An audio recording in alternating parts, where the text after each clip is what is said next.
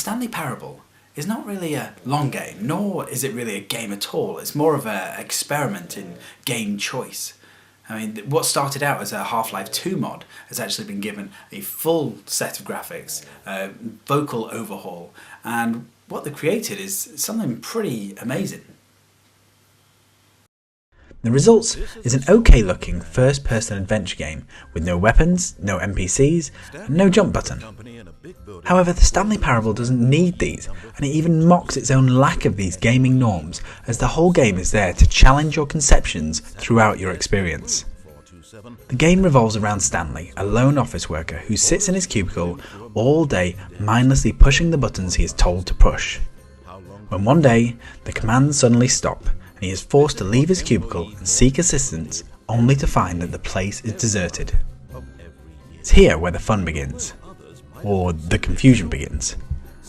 From this point on, the narrator recites your tale as you play it, leaving the office, looking around and leading you on your path to beat the game.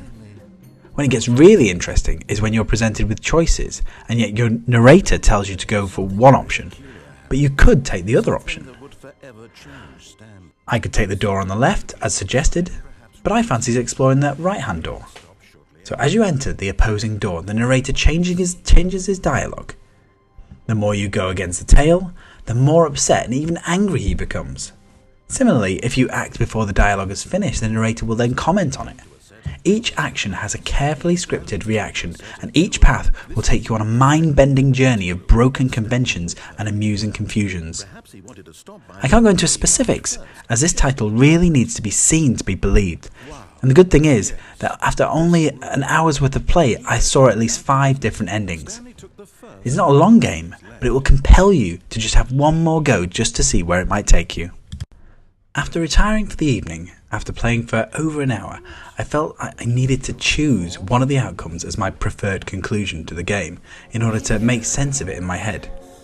The game is so random, yet so controlled, it makes its point beautifully.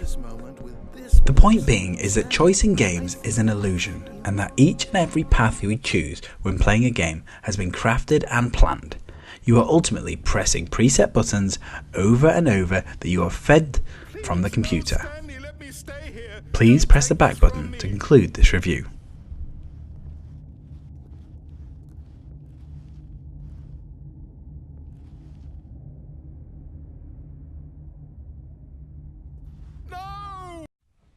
If you want more, don't forget to like, comment or subscribe, or click the link for even more reviews.